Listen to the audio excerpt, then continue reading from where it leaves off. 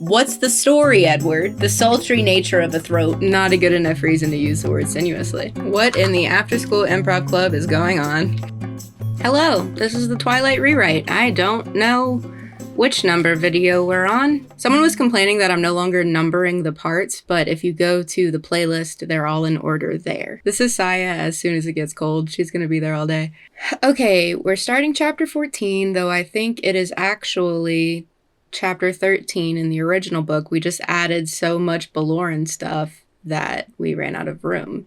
Edward in the sunlight was shocking. I couldn't get used to it, though I'd been staring at him all afternoon. His skin, white despite the faint flush from yesterday's hunting trip, literally sparkled like thousands of tiny diamonds were embedded in the surface. He lay perfectly still in the grass, his shirt open over his sculpted, incandescent chest, his scintillating arms bare. His glistening, pale lavender lids were shut, though of course he didn't sleep. A perfect statue, carved in some unknown stone, smooth like marble, glittering like crystal. Now and then his lips would move so fast it looked like they were trembling, but when I asked, he told me he was singing to himself. It was too low for me to hear.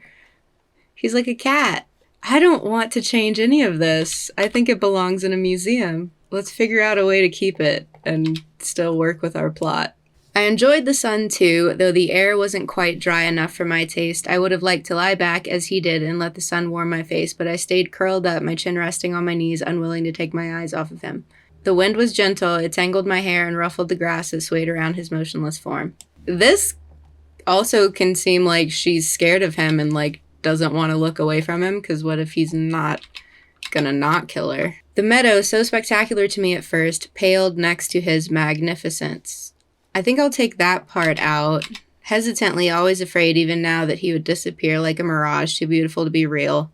Hesitantly, I reached out one finger and stroked the back of his shimmering hand where it lay within my reach. I marveled again at the perfect texture, satin smooth, cool as stone. When I looked up again, his eyes were open, watching me. Butterscotch today, lighter, warmer after hunting. His quick smile turned up the corners of his flawless lips.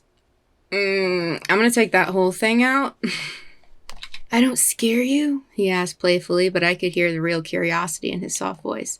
No more than usual. Okay, I think this is where we're gonna get overbearing.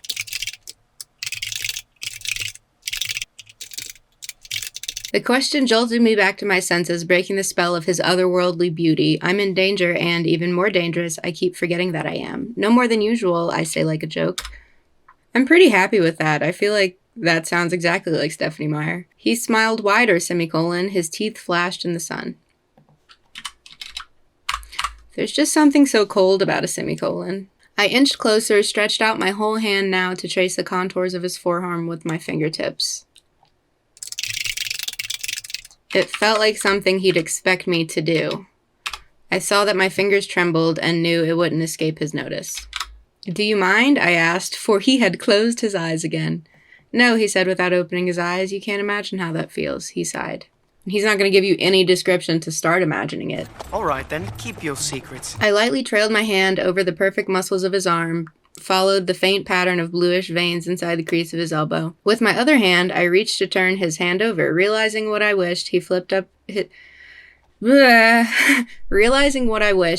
his palm up in one of those blindingly fast, disconcerting movements of his. It startled me. My fingers froze on his arm for a brief second. He's so off-putting. Like, why is he rapid mumbling songs to himself in a tone that she can't hear and flipping his hand so fast that it startles her? Babe, relax. It startled me, and my fingers froze on his arm. I'm going to take out for a brief second, because I feel like she would just stop. Sorry, he murmured. I looked up in time to see his golden eyes close again. It's too easy to be myself with you. Oh, okay, fine. Not a sentiment I shared.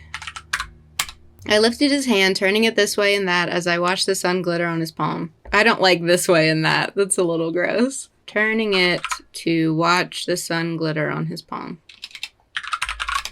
What about rocking it slowly?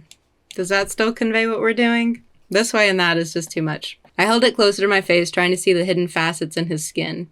Tell me what you're thinking, he whispered. I looked to see his eyes watching me, suddenly intent.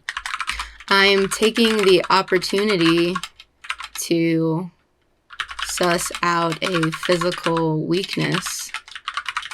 It's still so strange for me not knowing. You know, the rest of us feel that way all the time.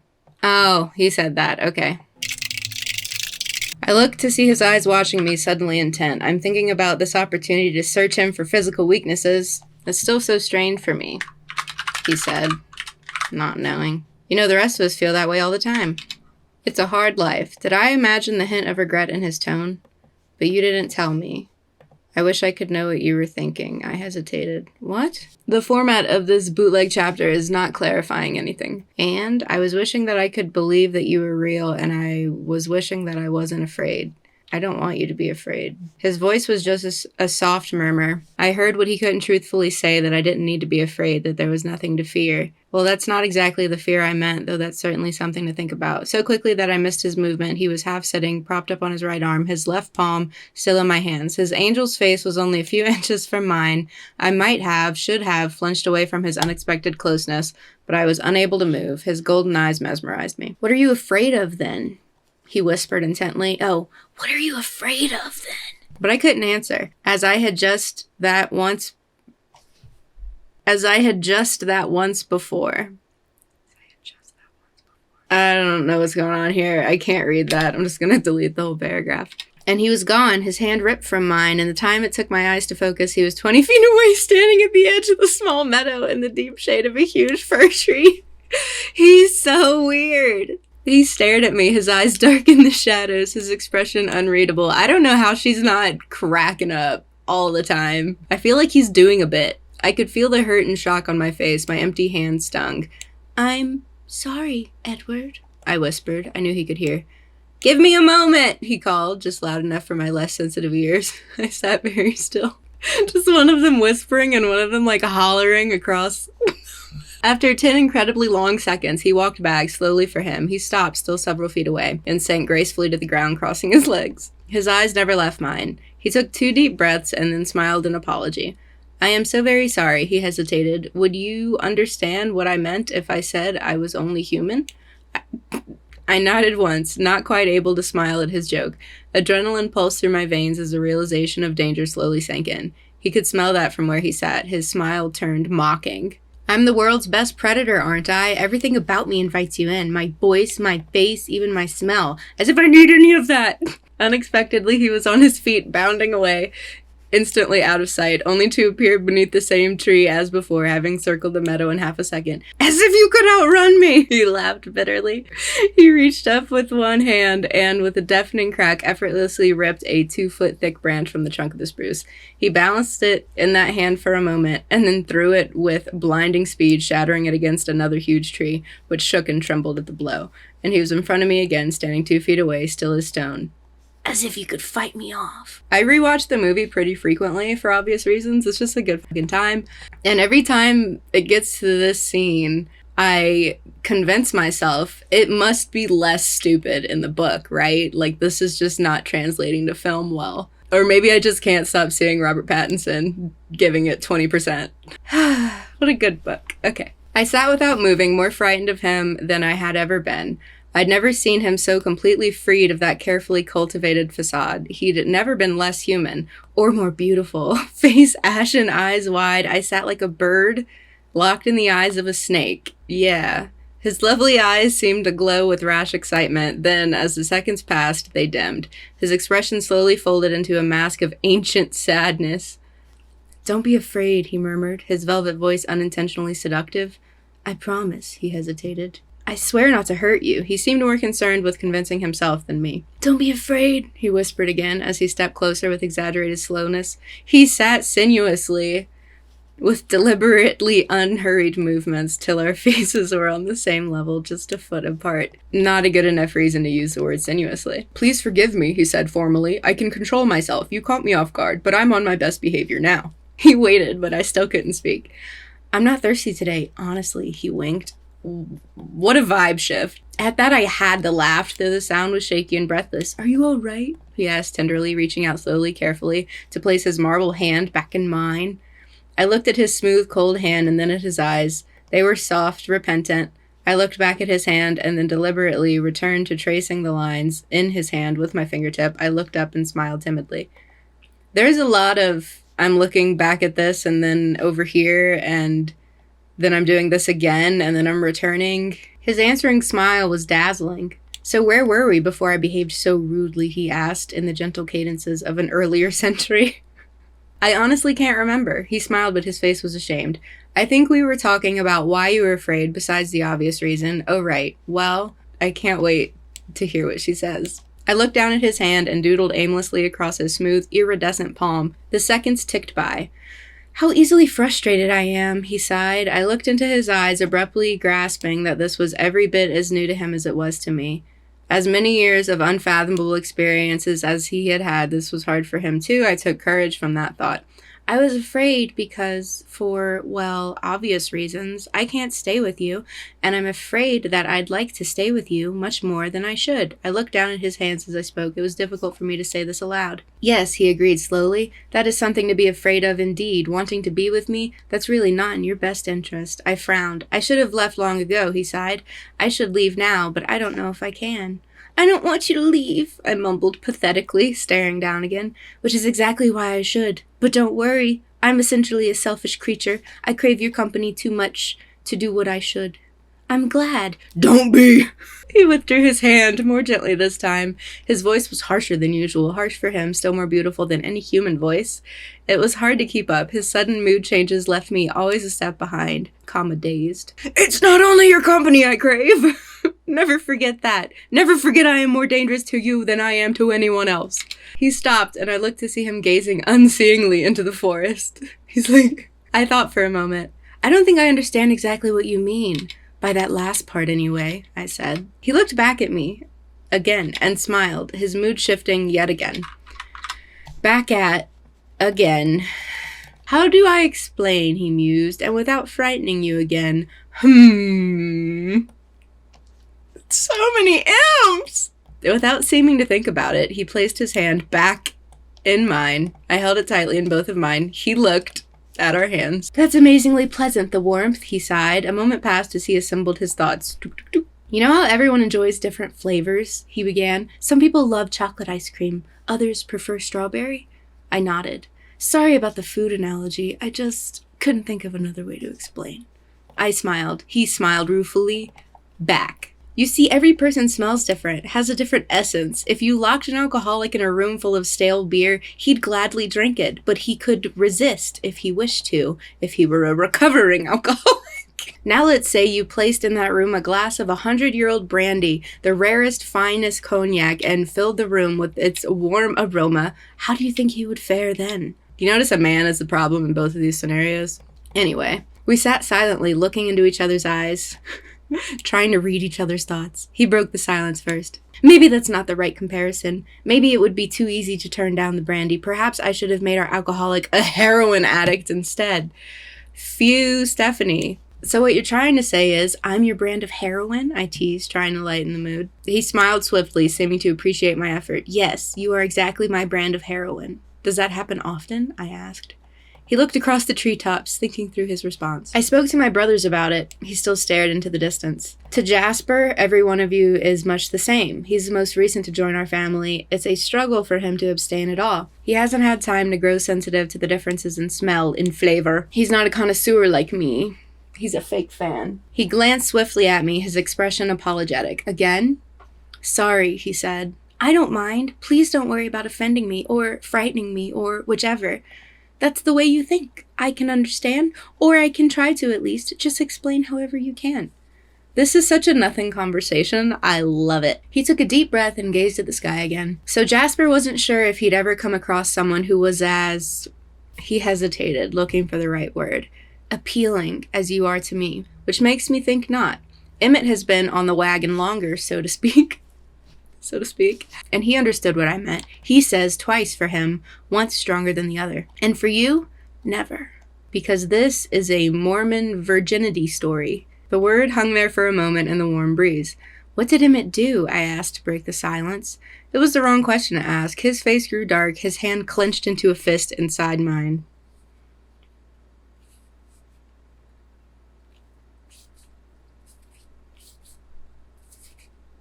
He looked away. I waited, but he wasn't going to answer. I guess I know, I finally said. He lifted his eyes. His expression was wistful, pleading. Even the strongest of us fall off the wagon, don't we? What are you asking? My permission? My voice was sharper than I'd intended. What are you asking? My permission? I tried to make my tone kinder. I could guess what his honesty must cost him. I mean, is there no hope then? How calmly I could discuss my own death. She reads Emily Bronte, yeah. No, he was instantly contrite. Of course there's hope. I mean, of course I won't. He left the sentence hanging. His eyes burned into mine. It's different for us. Emmett? These were strangers he happened across. It was a long time ago, and he wasn't as practiced, as careful as he is now. He fell silent and watched me intently as I thought it through. So if we'd met, in a dark alley or something, I trailed off. So if this is a purity allegory, I'm not loving the implications. It took everything I had not to jump up in the middle of that class full of children. So he admits it, and he stopped abruptly, looking away. When you walked past me, I could have ruined everything Carlisle has built for us, right then and there. If I hadn't been denying my thirst for the last, too many years, I wouldn't have been able to stop myself. He paused, scowling at the trees. He glanced at me grimly, both of us remembering. You must have thought I was possessed. I couldn't understand how you could hate me so quickly. This is a really nice way to say, I don't know why you're acting like such a freak. To me, it was like you were some kind of demon summoned straight from my own personal hell to ruin me. The fragrance coming off your skin, I thought it would make me deranged that first day. In that 1 hour, I thought of 100 different ways to lure you from the room with me, to get you alone. And I fought them each back, thinking of my family, what I could do to them. I had to run out, to get away before I could speak the words that would make you follow. He looked up then at my staggered expression as I tried to absorb his bitter memories, his golden eyes scorched from under his lashes, hypnotic and deadly. You would have come, he promised. I tried to speak calmly, without a doubt. He frowned down at my hands, releasing me from the force of his stare. And then, as I tried to rearrange my schedule in a pointless attempt to avoid you, you were there, in that close, warm little room. The scent was maddening. I so very nearly took you then. There was only one other frail human there, so easily dealt with. Sorry, I got lost in the story. Let's get back to editing. Jesus, we read a lot. Okay. I was thinking about the opportunity to search him for physical weaknesses. It's still so strange for me, he said, not knowing. It hit me then. If I was really the only person whose thoughts he couldn't read, maybe this was fate. I was sent to Forks by some greater power to defeat Edward Cullen. But I could only accomplish that if I kept him hooked. You know, I said, the rest of us feel that way all the time. It's a hard life, but you didn't tell me what you were thinking. I was wishing I could know what you were thinking, I hesitated. Yeah, that's fine. And I was wishing that I could believe you were real, and I was wishing that I wasn't afraid. I shrugged. That's about it. Edward's face shifted, like he had a realization. I don't want you to be afraid. His voice was a soft, I'm going to take out just, soft murmur. I heard what he couldn't truthfully say, that I didn't need to be afraid, that there was nothing to fear. He assumed that's what occupied my thoughts, and he wasn't wrong. I heard what he didn't say. I'm going to say that instead. That I didn't need to be afraid. You know what? Right here, I could do a colon. Colin wouldn't kill me. Why doesn't she put in places where it wouldn't kill me? That I didn't need to be afraid, that there was nothing to fear. That I didn't need to be afraid of him. Well, that's not exactly the fear I meant, though that's certainly something to think about. I don't understand why her briefly leaning into him made him freak out, but she was like rubbing all up on him a second ago, and he was fine. So quickly that I missed his movement, he was half sitting, propped up on his right arm, his left palm still in my hands. I'm gonna remove that. What are you afraid of, then? He whispered intently. And he was gone, his hand ripped from mine. In the time it took my eyes to focus, he was 20 feet away, standing at the edge of the small meadow, in the deep shade of a huge fir tree. He stared at me, his eyes dark in the shadows, his expression unreadable. I could feel the hurt and shock on my face, my empty hands stung. I swallowed, the fear burning my throat. I couldn't even guess what he was about to do. Give me a moment, he called. This is so funny. Do y'all remember that? Hold on. John and Darla Crocker dutifully abstained from sex during their 14-month courtship and remained abstinent after marriage. If it was holy before, it must be double holy afterward. Sometimes after dinner, they will kiss in the kitchen and start having bedroom thoughts, Darla says, but they never fail to pull back. Darla breaks away to spray cool misted water on her face. John eats a whole raw potato to take himself out of the mood. And that is what Edward's doing right now. He has just excused himself to eat a whole raw potato. Okay, so I'm gonna get rid of that. Do you understand what I meant if I said I was only human? I'm gonna take that out. I think adrenaline pulsed through my veins as the realization of danger slowly sank in. I'll just put adrenaline pulsed through my veins. He could smell that from where he was. I'm positive. I was sure. I'm the world's best predator, aren't I? I think the less context we give this scene, the funnier it'll be. Like, he's just outright goofy. Nothing triggered it. He's just here, doing his Edward thing. I'm the world's best predator, aren't I? Everything about me invites you in. My voice, my face, even my smell, as if I need any of that. Unexpectedly, he was on his feet, bounding away. It's so good! Instantly out of sight, only to appear beneath the same tree as before, having circled the meadow in half a second. As if you could outrun me, he laughed bitterly. I do want some Bella inner dialogue here. I wasn't sure if he wanted me to participate in this theater or if I was meant to be a quiet spectator. I assumed the latter, so I sat quietly and waited for him to wrap it up. He reached up with one hand and, with a deafening crack, effortlessly ripped a 2-foot thick branch from the trunk of the spruce, balanced it in that hand for a moment, threw it against blinding speed, blah, blah, blah, blah, blah. And he was in front of me again, standing 2 feet away, still as stone. As if you could fight me off. I sat without moving, more frightened of him than I had ever been. I stayed still and couldn't decide if I should scream with fright or laugh with derision. What in the after-school improv club is going on? I'm gonna get rid of the bird locked in the eyes of a snake. It's a little too sexy for my liking. His lovely eyes seemed to glow with rash excitement. This is present tense! Who did that? It weren't me this time. His lovely eyes seemed to glow with rash excitement, then as the seconds passed, they dimmed. His expression slowly folded into a mask of ancient sadness. His eyes seemed to glow with rash excitement, and I wondered if he wanted me to clap. As the seconds passed, his eyes dimmed. His expression slowly folded into a mask of ancient sadness. I'm gonna take that out. Don't be afraid, he murmured, his velvet voice unintentionally seductive. Or his velvet voice reaching for seductive. I promise, he hesitated. I swear not to hurt you. He seemed more concerned with convincing himself than me. I don't know what to do with that. What if we just, don't be afraid, his velvet voice reaching for seductive. Reached? Alright, why not just I promise not to hurt you? Why does it have to be so confusingly formatted? Don't be afraid, he whispered again.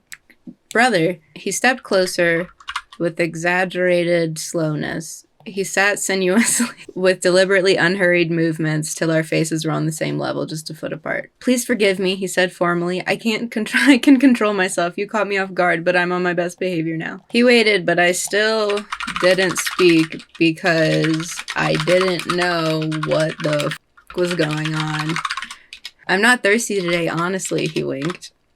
At that I had to laugh, though the sound was shaky and breathless. I like the idea of her just thinking he's a tool. Are you all right? He asked tenderly, reaching out slowly, carefully to place his marble hand back in mine. Did he want me to be scared? Was that part of his whole thing?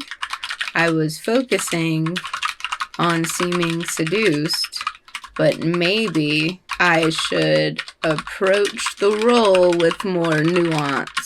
I looked at his smooth, cold hand, and then at his eyes. They were soft, repentant. I looked back at his hand, then deliberately returned to tracing the lines in his hand with my fingertip. I looked up and smiled timidly. I'm gonna take out, I looked up and smiled this is hard today. I'm gonna take out they were soft, repentant, because she wouldn't buy that. in his eyes. What if just I deliberately returned to tracing the lines of his hand with my fingertip? His answering smile was dazzling. Nailed it. So where were we before I behaved so rudely? He asked in the gentle cadences of an earlier century. I honestly can't remember. He smiled, but his face was ashamed.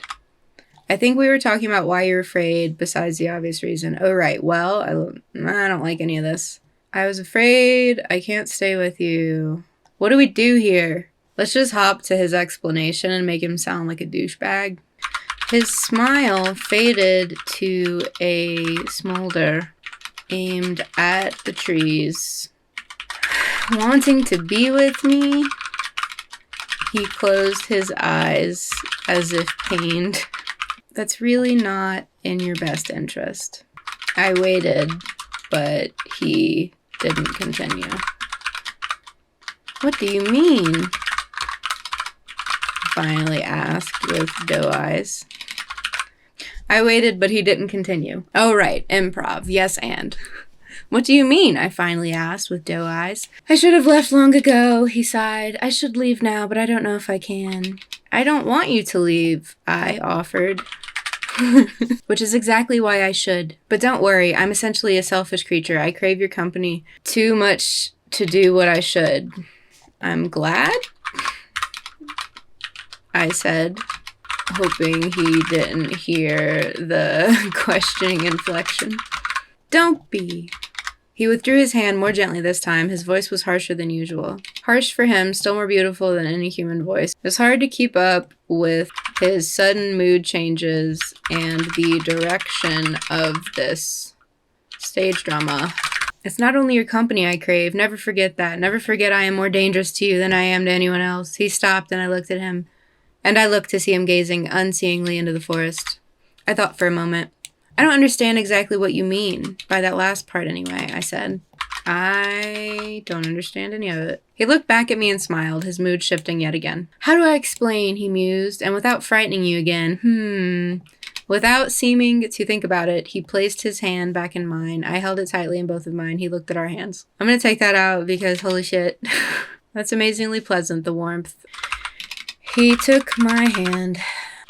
The cold bite of his skin was less than amazingly pleasant for me, but I smiled. You know how everyone enjoys different flavors, he began. Some people love chocolate ice cream, others prefer strawberry. He began with the affect of a kindergarten teacher.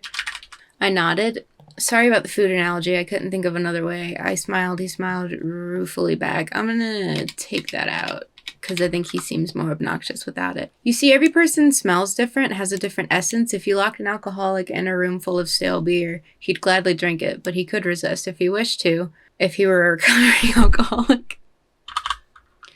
Me trying to figure out where the hell this was going. Him remembering his next lines. Probably. Maybe that's not the right comparison. Maybe it would be too easy to turn down the brandy. Perhaps I should have made our alcoholic a heroin addict instead. You are my exact brand of heroin. He looked across the treetops, thinking through his response. I'm gonna take out her interacting with the conversation and just let him go. I think that's funnier. I spoke to my brothers about it. He still stared into the distance. Stephanie wrote the same scene that I'm writing. I'm not actually changing anything. To Jasper, every one of you is much the same. He's the most recent to join our family. It's a struggle for him to abstain at all. He hasn't had time to grow sensitive to the differences in smell and flavor. He glanced swiftly at me, his expression apologetic. Sorry, he said. What? I love just the paragraph after paragraph after paragraph. That's really funny. So Jasper wasn't sure if he'd ever come across someone who was, as he hesitated, looking for the right word. What about an ellipses? You love them. Why not put them where they belong? As appealing as you are to me. Which makes me think not. Emmett has been on the wagon longer, so to speak, and he understood what I meant. He says twice for him, once stronger than the other. Which is an idiom.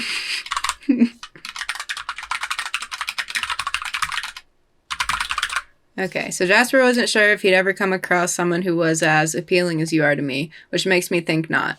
Emmett has been on the wagon longer, which is an idiom, and he said he understood what I meant, experienced it a couple times himself. And for you? Never. Great. Lucky me. That served as further proof that I am the one meant to take down the Cullens. What did Emmett do? I asked to break the silence. It was the wrong... What did Emmett do when he found his heroin? It was the wrong question to ask. His face grew dark. I'm going to take out it was the wrong question to ask. His face grew dark. His hand clenched into a fist inside mine. He looked away. I waited, but he wasn't going to answer. I guess I know, I finally said. He lifted his eyes. His expression was wistful, pleading. Even the strongest of us fall off the wagon, don't we? That's the idiom again. What are you asking? My permission? My voice was sharper than I intended. I'm going to take out that paragraph. Jesus. I'm going to take a break. Hi, I'm back. I had to change all my batteries and chase a chicken through the neighborhood. Catch a chicken. Saya is still here, don't worry. He lifted his eyes. His expression was wistful, pleading. Even the strongest of us fall off the wagon, don't we? That's the idiom again. No, he was instantly contrite. Of course there's hope. Okay, yeah, I had deleted stuff, and we're gonna have to replace it. So I need to run very far from you or you'll eat me and there's no hope? No, he was instantly contrite. Of course there's hope. I mean, of course I won't. He left the sentence hanging. His eyes burned into mine. Taking that out. It's different for us. Emmett, these were strangers he happened across. It was a long time ago and he wasn't as practiced, as careful as he is now. He fell silent and watched me intently as I thought it through. So if we'd met, in a dark alley or something, I trailed up. Yeah, I still don't like that, but I think it works with our version.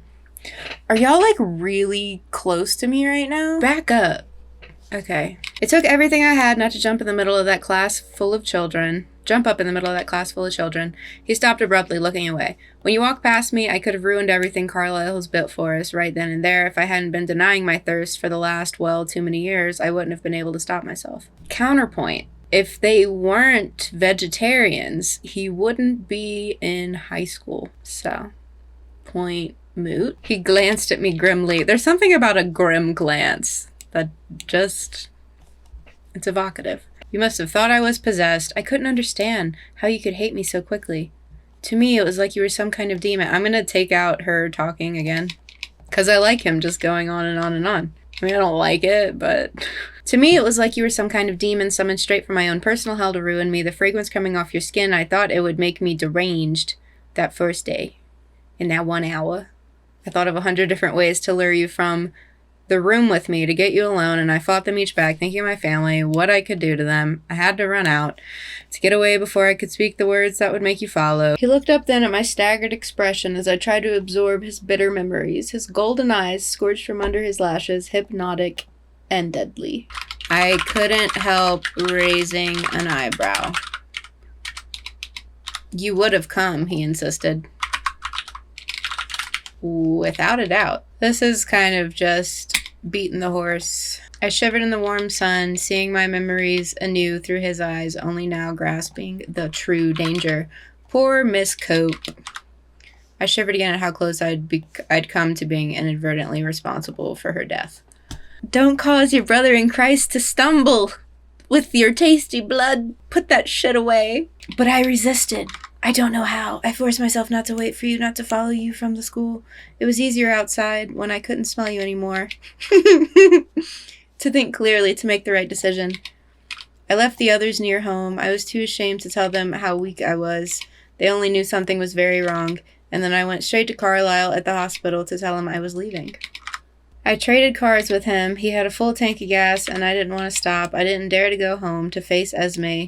She wouldn't have let me go without a scene. She would have tried to convince me that it wasn't necessary. By the next morning, I was in Alaska. I spent 2 days there with some old acquaintances, but I was homesick. I hated knowing I'd upset Esme and the rest of them. My adopted family and the pure air of the mountains. It was hard to believe you were so irresistible. I convinced myself it was weak to run away.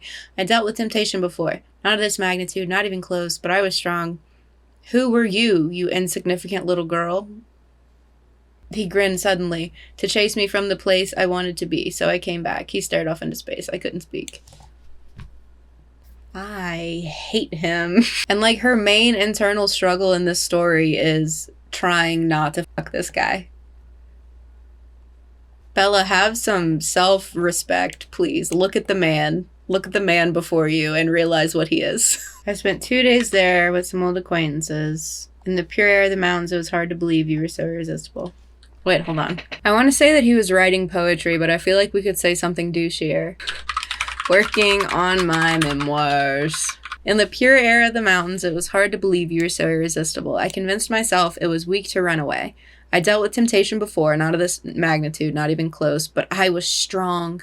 Who were you, an insignificant little girl, to chase me from the place I wanted to be, so I came back. He stared off into space. I struggled to find his thesis statement. I took precautions, hunting, feeding more than usual before seeing you again. I was sure that I was strong enough to treat you like any other human. I was arrogant about it. It was unquestionably a complication that I couldn't simply read your thoughts to know what your reaction was to me. I wasn't used to having to go to such circuitous measures. Listening to your words in Jessica's mind, her mind isn't very original, and it was annoying to have to stoop to that. Bro, you are invading her head. Get bent. And then I couldn't know if you really meant what you said. It was all extremely irritating. He frowned at the memory. I'm gonna say he frowned, because we don't know why. I wanted you to forget my behavior that first day, if possible, so I tried to talk with you like I would with any person. I was eager, actually, hoping to decipher some of your thoughts. But you were too interesting. I found myself caught up in your expressions, and every now and then, you would stir the air with your hand or your hair, and the scent would stun me again. Not caught up in her expressions. Of course, then you were nearly crushed to death in front of my eyes. Later, I thought of a perfectly good excuse for why I acted at that moment, because if I hadn't saved you, if your blood had been spilled there in front of me, I don't think I could have stopped myself from exposing what we are. But I only thought of that excuse later. At the time, all I could think was, not her. Okay. He closed his eyes, lost in his agonized confession. I listened, more eager than rational. Common sense told me I should be terrified. Instead, I was relieved to finally understand, and I was filled with compassion for his suffering, even now, as he confessed his craving to take my life. I finally was able to speak, though my voice was faint. In the hospital? Okay, I just figured out the vibes that this whole book is serving. Imagine an alternate universe where Twilight is a book that's good. This is a fan fiction of a book that's good. You know what I mean? Like in the real Twilight, she does kill him or something. And then this is someone thinking maybe they'd be a cute couple and trying to make that work. So he closed his eyes, apparently lost in his agonized confession. I almost felt awkward through my discomfort. What a bizarre conversation. Isabella, he pronounced my full name carefully, then playfully ruffled my hair with his free hand. I couldn't live with myself if I ever hurt you. You're like a daughter to me. The thought of you still white cold, to never see you blush scarlet again, to never see that flash of intuition in your eyes when you see through my pretenses, it would be unendurable. He lifted his glorious, agonized eyes to mine. You are the most important thing to me now, the most important thing ever. This is foreshadowing, is it not? It'd be so funny if he broke up with her after she was a vampire. It'd be like dudes that are actually into high school girls losing interest once they're like 19. Too old for me now. Okay, I'm gonna remove, to be honest, all of this. I'm just gonna cut to him calling her Isabella and ruffling her hair. Was that flirting? Was it a threat? Was that flirting? Was it a threat? I couldn't catch the tail end of any of his thoughts or actions to pull it close enough to figure out. Bella, I couldn't live with myself if I ever hurt you. You don't know how it's tortured me. I think I'm gonna... The thought of you still white cold, to never see you blush scarlet again, to never see that flash of intuition in your eyes when you see through it would be unbearable. Something in his tone read like he was reciting a fantasy to me. Something in his tone read like he was reciting a fantasy to me, like the idea of killing me or emphatically stopping himself from killing me was what he actually wanted to keep me around for. He lifted, agonized again? He lifted his eyes to mine. You're the most important thing to me now, the most important thing to me ever. That sent dread through every part of my body. My fingers were cold. No, my toes were cold in my shoes. The seclusion of our date spot grew suddenly scarier. Edward watched me expectantly. I guessed it was finally my cue to speak. You already know how I feel, of course, I said, after clearing my throat. I'm here, which roughly translated means I would rather die than stay away from you, I frowned. I'm an idiot. What if that becomes thoughts? I'm here, which roughly translated means I would rather die than stay away from you, like an idiot. Okay, wait. I'm here, which should translate for him as I would rather die than stay away from you like an idiot. They're laughing at how they're idiots. And so the lion fell in love with the lamb, he murmured. Oh my Jesus. Okay, I'm going to take this out and just have him say that, and he's absolutely been preparing to say it for days, if not weeks. What a stupid lamb, I sighed. What a sick, masochistic lion. He stared into the shadowy forest for a long moment, and I wondered where his thoughts had taken him. I don't think any of this is going to make it into our final cut. Why? I began, and then paused, not sure how to continue. He looked at me and smiled, semicolon. Sunlight glinted off his face, comma, his teeth. Yes? Tell me why you ran from me before. His smile faded. You know why. No, I mean, exactly what did I do wrong? Was it showing my ankles? I'll have to be on my guard, you see, so I better start learning what I shouldn't do. This, for example, I stroked the back of his hand, seems to be all right. He smiled again. You didn't do anything wrong, Bella. It was my fault, but I want to help if I can to not make this harder for you. Do not cause your brothers in Christ to stumble. Well, he contemplated for a moment. It was just how close you were. Most humans instinctively shy away from us, are repelled by our alienness. I thought he was, like, super seductive. He was like, you'd have come with me if I wanted you to. You can't resist anything about me. My skin, my voice, etc. What's the story, Edward? I wasn't expecting you to come so close. And the smell of your throat. Say that to a woman. He stopped short, looking to see if he'd upset me. Okay then, I said flippantly, trying to alleviate the suddenly tense atmosphere. I tucked my chin. No throat exposure. It's crazy that they're doing the thing. It is so loud in here. It worked, semicolon. He laughed. No, really, it was more the surprise than anything else. He raised his free hand and placed it gently on the side of my neck. I sat very still, the chill of his touch a natural warning. A warning telling me to be terrified, but there was no feeling of fear in me. There were, however, other feelings. You see, he said, perfectly fine. My blood was racing, and I wished I could slow it, sensing that this must make everything so much more difficult, the thudding of my pulse in my veins. Surely he could hear it. The blush on your cheeks is lovely, he murmured. He gently freed his other hand. My hands fell limply into my lap. Softly, he brushed my cheek, then held my face between his marble hands. Cheeks. Hands. Hands. Hand. Face. Be very still, he whispered, as if I wasn't already frozen. 'Cause your hands are so f***ing cold. Slowly, never moving his eyes from mine, he leaned toward me. Then abruptly, but very gently, he rested his cold cheek against the hollow at the base of my throat. What did we just say about throats? The sultry nature of a throat. I was quite unable to move, even if I'd wanted to. I listened to the sound of his even breathing, watching the sun and wind play in his bronze hair, more human than any other part of him. I'm imagining her just, like, looking around at the forest, bored over his head, and he's having some weird moment with her clavicle. With deliberate slowness, his hands slid down the sides of my neck. I shivered, and I heard him catch his breath, but his hands didn't pause as they softly moved to my shoulders and then stopped. His face drifted to the side, his nose skimming across my collarbone. He came to rest with the side of his face pressed tenderly against my chest. This is scandalous. Listening to my heart. Ah, he sighed. What did we just say? She was just worried that her body was too well circulating, and he's like, let me just get in there, actually. Let me hear what I can't have. If we're following the allegory, this is soaking. I don't know how long we sat without moving. It could have been hours. Eventually, the throb of my pulse quieted, but he didn't move or speak again as he held me. I knew at any moment it could be too much, and my life could end, so quickly that I might not even notice. And I couldn't make myself be afraid. I couldn't think of anything except that he was touching me. And then, too soon, he released me. His eyes were peaceful. "It won't be so hard again," he said with satisfaction. "Was that very hard for you? Not nearly as bad as I imagined it would be. And you? No, it wasn't bad for me." He smiled at my inflection. "You know what I mean." I smiled.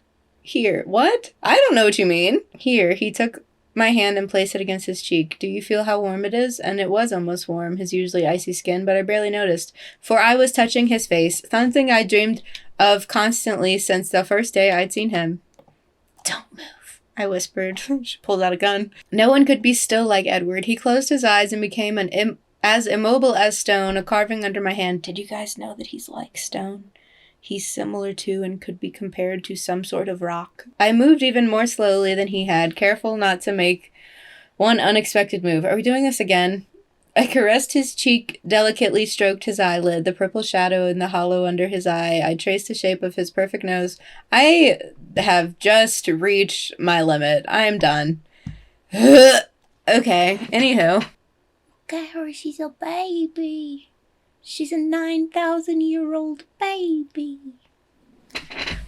Bye.